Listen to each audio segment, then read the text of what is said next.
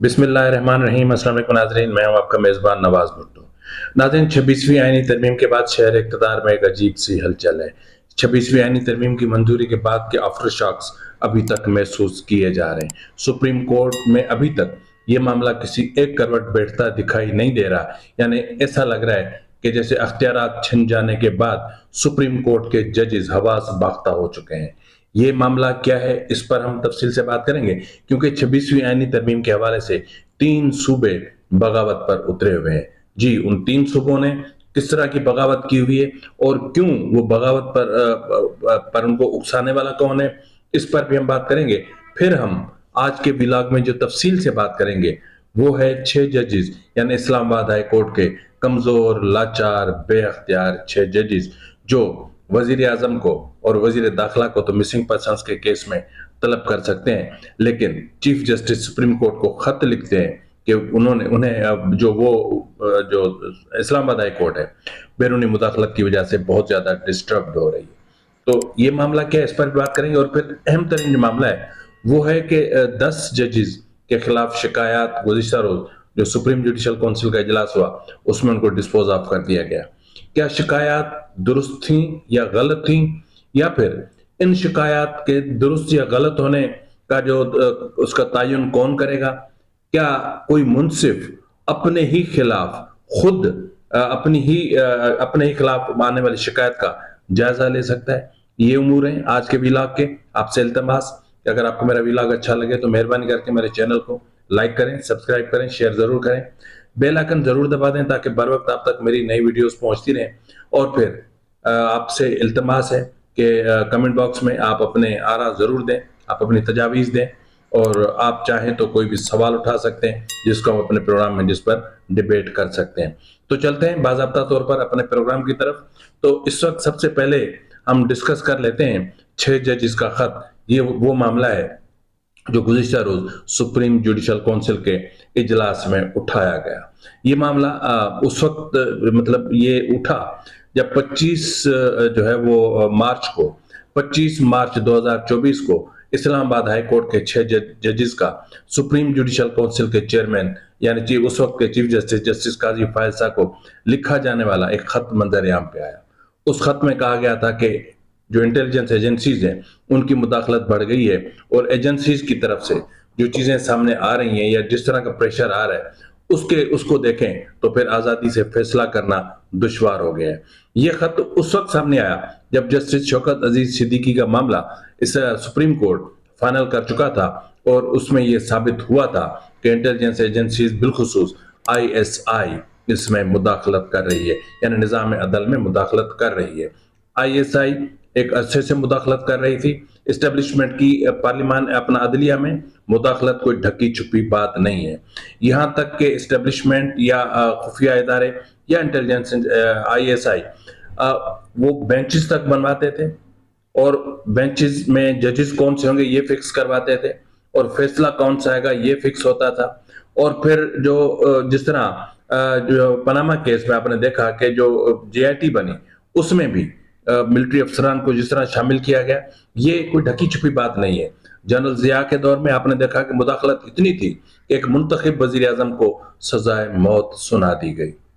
बहरहाल justice Mohsin Akhtar Kayani, justice Tariq Mahmood Jahangiri, justice Babar Sattar, justice Sardar Ejaz Ishaq, justice Arbab Mohammad Tahir और justice सुमन फुरकान साहिबा का ये खत सुप्रीम कोर्ट पहुंचा। उसके बाद फिर इन जजेस ने चीफ जस्टिस उस वक्त के चीफ जस्टिस काजी फायज साहब से मुलाकात की और फिर फुल कोर्ट तश्कील दिया गया इस बात का जायजा लेने के लिए कि इंटेलिजेंस एजेंसीज की मुदाखलत को या प्रेशर को कैसे रोका जा सकता है। क्योंकि ये भी देखा गया कि जो जजेस के चैम्बर्स से वहां डिवाइसेस लगी हुई थी, ये भी देखा गया कि जजेस के घरों में डिवाइसेस लगाई गई थी, ये भी चीजें सामने आई। उनकी फोन कॉल्स रिकॉर्ड हो रही थी, ये भी सामने आई। जिस तरह जस्टिस जो है वो बाबर सत्तार का मामला आया, अपना इसका जहां जस्टिस बाबर सत्तार का मामला आया दोहरी शहरियत के हवाले से, और फिर रिसेंटली आपने देखा जस्टिस तारिक महमूद जहांगीरी का मामला जाली जो है वो उनके डिग्री का मामला था। तो ये सारे मामला इस तरह उठाए जाते थे इंटेलिजेंस एजेंसीज की तरफ से कि जिसकी वजह से बहुत ज्यादा एक प्रेशर डेवलप हो रहा था अदलिया पर, और अदलिया काम नहीं कर रही थी। ये वो अदलिया, हैरत की बात है कि मिसिंग पर्सन केस, नारो केस में वजीर आजम को इस्लामाबाद हाई कोर्ट ने बुलाकर कटहरे में खड़ा कर दिया। वजीर दाखिला को बुलाया गया और फिर सेक्रेटरी दाखिला को भी बुलाया गया। यानी इतने इस हद तक जाने वाले जो जजेस थे वो इस कदर कमजोर, इस कदर बेबस, इस कदर लाचार हो गए कि अपने तौर पर कोई भी फैसला करने से कासिर थे, या अपने तौर पर कोई भी एडमिनिस्ट्रेटिव ऑर्डर जारी करने से कासिर थे, या अपने तौर पर उस वक्त सो मोटो का रिवाज था 184(3) के तहत कोई भी कार्रवाई करने से कासिर थे। ये वो चीजें थी जो बहुत सारे सवालात को जन्म दे रही थी। तो बहरहाल उसके बाद इस मामले का जायजा लेने के लिए फुल कोर्ट तश्कील दिया गया और उसके फैसले की रोशनी में हुकूमत से रब्ता करने का फैसला किया गया। फिर वजीर आजम को तलब हुआ, शहबाज शरीफ साहब तलब किए गए और फिर जस्टिस काजी फायजा, जस्टिस मंसूर अली शाह ने वजीर आजम से मुलाकात की। और इस मुलाकात के बाद जो चीजें सामने आई उसमें यह था कि जी एक कमीशन तश्कील दिया जाए जो 6 जजेस के खत का जायजा ले, उसकी तहकीकात करे। आया ये खत सही है, गलत है, मुदाखलत है, नहीं है, मुदाखलत है तो कितनी है, और उस मुदाखलत का तरीक़ाकार क्या है और उसको कैसे रोका जा सके, ये चीजें उसके TORs में शामिल थी। लेकिन जजों के मुतालबे पर फिर हुकूमत ने एक साबिक चीफ जस्टिस जस्टिस तसद्दुक हुसैन जिलानी पर मुश्तमिल 1 मैन कमीशन तश्कील दिया, जिसकी मंजूरी फिर काबीना ने दी। लेकिन फिर बाद में जस्टिस तसद्दुक हुसैन जिलानी साहब ने इस कमीशन से खुद को अलग कर लिया और इस कमीशन का हिस्सा बनने से ही इनकार कर लिया। बहरहाल 30 अप्रैल को सुप्रीम कोर्ट ने 6 रुकनी लार्जर बेंच तश्कील दिया इसी जजेस के खत के जायजे के हवाले से, जिसमें जस्टिस काजी फायज साहब, justice Mansoor Ali Shah, justice Jamal Khan Mandokhail, justice Athar Minallah, justice Musarrat Hilali, justice Naeem Akhtar Afghan, justice Yahya Afridi इस बेंच का हिस्सा थे। ये लार्जर बेंच आज भी एग्जिस्ट करता है। ये लार्जर बेंच अभी तहलील नहीं हुआ। ये लार्जर बेंच अभी किसी कंक्लूजन पर नहीं पहुंचा, लेकिन मामला गुज़िश्ता रोज सुप्रीम जुडिशल काउंसिल में उठाया गया और फिर यह तय किया गया, ये जो उस वक्त सामने चीजें आई कि जी आइन के आर्टिकल 209 के सब सेक्शन 8 के तहत जो कोड ऑफ कंडक्ट है उसमें तरमीम की जाएंगी और उसके अलावा इस मामले पर मजीद मुशावरत की जाएगी और अगले इजलास में इसका मजीद गौर से जायजा लिया जाएगा। अब सवाल यहां पर यह है कि इस जो फैसला हुआ या जो फैसले हुए कि कोड ऑफ कंडक्ट में तरमीम की जाएगी, तो कोड ऑफ कंडक्ट में क्या इस चीज की भी तरमीम की जाएगी कि इस्लामाबाद हाई कोर्ट के जजेस ने जिस तरह एक मखसूस सियासी जमात पीटीआई के लोग, पीटीआई के रहनुमाओं के लिए दरवाजे खोल रखे थे, जिस तरह यकतरफा इंसाफ चल रहा था, जिस तरह सेकंडों में दर्जनों जमानतें मंजूर हो रही थी, जिस तरह लम्हों में सब कुछ हो रहा था, एक अंधेर नगरी मची हुई थी। क्या सियासी जो जजेस जो सियासी फैसले कर रहे थे, क्या उनको सियासी फैसले करने से भी रोका जा सकता है? रोका जाएगा। क्या जजेस इंडिपेंडेंटली बैठकर फैसले नहीं कर सकते? क्या जजेस आम लोगों को इंसाफ के हवाले से इस तरह मुतहरिक नहीं हो सकते जिस तरह पीटीआई या फिर इमरान खान के केसेस के हवाले से एकदम या फैसले किए जाते हैं या कोर्ट लगते हैं या अर्जेंसी डिक्लेयर करके केसेस लगाए जाते हैं? लेकिन यहाँ अवाम का मामला था तो इसलिए ऐसा कुछ नहीं किया गया। अब 6 जजेस, ये मामला इसलिए है कि इन पर प्रेशर था, मखसूस जमात की तरफ इनका बहुत ज्यादा झुकाव हो गया था। कुछ एक आधा जज तो किसी का रिश्तेदार भी है, फिर बहुत सारी चीजें हुई, तो उस प्रेशर को डाइल्यूट करने के लिए यह तय हुआ कि क्यों ना एक खत लिखा जाए। तो बहरहाल आप देखते हैं कि आगे क्या होता है। यह खत अपने आप में एक मुअम्मा है कमजोर लाचार जजों का। अब हम आगे चलते हैं कि गुज़िश्ता रोज सुप्रीम जुडिशल काउंसिल ने जो इजलास हुआ उसमें 10 जजेस के खिलाफ जो शिकायत थी उनको डिस्पोज ऑफ कर दिया गया, इस बुनियाद पे कि उनमें ना कोई ठोस शवाहिद है ना कोई चीजें।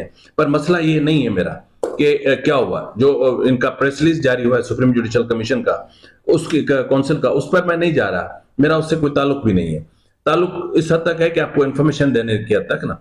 अब यहां पर यह है कि जी इन शिकायत का जायजा किसने लिया, इन्वेस्टिगेट किसने किया?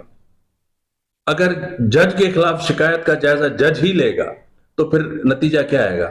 वो पंजाबी में कहते हैं ना, मंजा मंजा दिया बेड़ा, तो कवा कवे का भाई होता है। तो जाहिर है कि जब आपने ही आपके खिलाफ दरख्वास्त, क्या आप मुझे बताएं कि लाहौर हाई कोर्ट से इस सुप्रीम कोर्ट में एलिवेट होने वाले एक जज की बेटी ने जो कुछ किया, क्या वो जज और उसके अख्तियारात उस पर असरअंदाज नहीं हुए? क्या उस जज की बेटी की जमानत जिस तरह हुई, क्या उसमें जज इन्फ्लुएंस नहीं हुआ था? तो ऐसी बहुत सारी चीजें हैं कि जाली डिग्री के हवाले से जज साहब क्या इन्फ्लुएंस नहीं हुए थे। तो ये वो चीजें हैं जिनका, लेकिन यहां पर इस चीज का तयन नहीं किया गया कि जो तरीकेकार है वो क्या होगा। तरीकेकार तो वजह करो, जिस तरह आमतौर पर आप ये इन्हीं की मैं जजेस की या अदलिया की एक टर्म यूज कर रहा हूं कि थर्ड पार्टी एवेल्युएशन ना, कि थर्ड पार्टी उसका जायजा ले कि जो टेंडर या जो चीजें आई हैं वो दुरुस्त हैं या गलत हैं। तो यहां तो थर्ड पार्टी है ही नहीं। एक पार्टी उधर है जो सुप्रीम कोर्ट के बाहर बैठी है और एक पार्टी वो है जो कोर्ट के अंदर बैठी है। तो कोर्ट के अंदर बैठी पार्टी के खिलाफ जो शिकायत आई है, अब वही कोर्ट, उसी कोर्ट के जजेस कह रहे हैं कि अब शिकायत तो सब जो है वो बेबुनियाद है। तो भाई बेबुनियादों की यहां पर ये अच्छा हो जाता अगर ये तय होता कि इन शिकायत के जायजे के लिए एक तरीकेकार वजह किया जाए, उसमें थर्ड पार्टी का भी इन्वॉल्वमेंट रखा जाए ताकि जायजा लिया जाए कि शिकायत गलत है या दुरुस्त है। अगर गलत है तो फिर जिसने ये शिकायत की, जिस जिस तरह अभी ये तय हुआ कि उनके खिलाफ कार्रवाई का फैसला हुआ है या कंटेम्प्ट का फैसला हुआ है, इस तरह का ये नहीं, इससे भी ज्यादा सख्त फैसला किया जाए ताकि आइंदा ऐसी कोई गलत हरकत ना कर सके ना। यानी जजेस का एक माइंड होता है, एक ब्रेन है, वो मुल्क के एक आला तरीन मनसब पर फायज है। तो ऐसी सूरत हाल में आप देखें कि इस तरह चीजें होती हैं। बहरहाल ये हो गई। अब मामला 26वीं आईनी तरमीम का। 26वीं आईनी तरमीम के बाद आईनी बेंचेस की तश्कील, ये एक बहुत बड़ा सवाल। सुप्रीम जुडिशल कमीशन का इजलास हुआ, एक इजलास हुआ जिसमें सुप्रीम कोर्ट में 7 रुकनी कमीशन तश्कील पाया। उस 7 रुकनी कमीशन का अभी तक कुछ पता नहीं है कि आया उसका सेक्रेटेरिएट बना नहीं बना, आया उसने काम शुरू किया नहीं किया, कितने केसेस जो है वो आईनी बेंचेस को मुंतकिल हुए सुप्रीम कोर्ट से, अभी तक कोई नहीं जानता। जो लोअर कोर्ट्स में यानी हाई कोर्ट्स में जिन कॉन्स्टिट्यूशनल केसेस के फैसले हो चुके हैं, वो कितने केसेस ट्रांसफर हुए हैं कॉन्स्टिट्यूशनल बेंच को कोई नहीं जानता। अपीलें, सारी फैसले नहीं, अपीलें सुप्रीम कोर्ट में आई हैं, उसका हवाले से भी कोई पता नहीं है। लेकिन सिंध हाई गुज़िश्ता रोज जो सुप्रीम जुडिशल काउंसिल का इजलास हुआ, उसमें जो जुडिशल कमीशन का इजलास हुआ, उसमें जो इस सिंध असेंबली की तरफ से जो करारदाद मंजूर हुई, उस करारदाद के पस मंजर में आईनी बेंच तश्कील पाना था। अब चीफ जस्टिस ने कहा जी बहुत बड़ा मसला है। उसने चौंका देने वाले सनसनीखेज आदाद शुमार उस मीटिंग में पेश किए जो एक लम्हा फिक्रिया है। वो ये थे कि इस वक्त सिंध हाई कोर्ट में 18,000 आईनी मुकदमा जेर इल्तवा हैं। अब इंसान मातम न करे तो क्या करे, फिर भी इन जजेस को हाउस रेंट बढ़ा दो, इनका जुडिशियल अलाउंस बढ़ा दो, इनका जो है वो धोतियां तब्दील करने के पैसे भी इनको दे दो, ब्रश करते हैं, टूथपेस्ट करते हैं, उनके भी इनको पैसे दे दो, इनकी बीवियों के लिपस्टिक और मेकअप के पैसे भी इनको दे दो। ये सियासी रिश्वत है। गुज़िश्ता 2 रोज जो इजाफा हुआ 26वीं आईनी तरमीम के बाद, एक होशरुबा इजाफा, वो एक जो है वो सियासी रिश्वत से बढ़कर कुछ नहीं है। ये सियासी रिश्वत है क्योंकि जजेस में तकसीम डाली गई है, फूट डाली गई है। वो जजेस जो बगावत पे उतरे हुए थे उनको एक तरफ किया गया। तो इस सूरत हाल में इस वक्त जो सूरत हाल है वो बहुत कशीदा है। यह ना समझें कि सब कुछ स्मूथ चल रहा है। इस वक्त सुप्रीम कोर्ट में आईनी बेंचेस तश्कील हो चुकी है। सिंध में अभी तक मामला लटका हुआ है। 25 नवंबर के बाद इसको टेकअप किया जाएगा। 25 के बाद देखेंगे क्या करना है। तब तक जो बेंचेस हैं वो उसी तरह कॉन्स्टिट्यूशनल मैटर्स को भी देखेंगे और नए बेंच अभी तश्कील नहीं दिए गए। ठीक है, पंजाब ने जवाब दे दिया है, हम नहीं बनाएंगे आईनी बेंच। केपीके में बनने ही नहीं है क्योंकि पीटीआई 26वीं आईनी तरमीम की मुखालिफ है। तो कॉन्स्टिट्यूशनल बेंच तो बहुत दूर की बात है, बहुत दूर की बात है।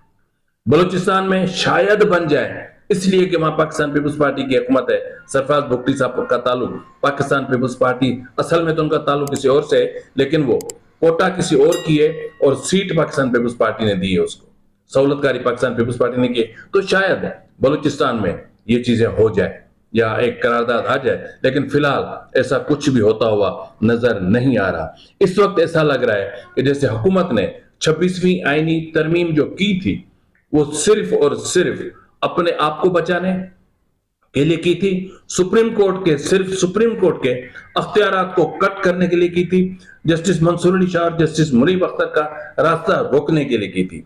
लेकिन यहां पर एक राय और भी पाई जाती है, वो ये है कि एक सिस्टम जब नया बनता है ना तो वो अपनी जगह लेने में टाइम लेता है, इस थोड़ा सा वक्त लगता है उसको।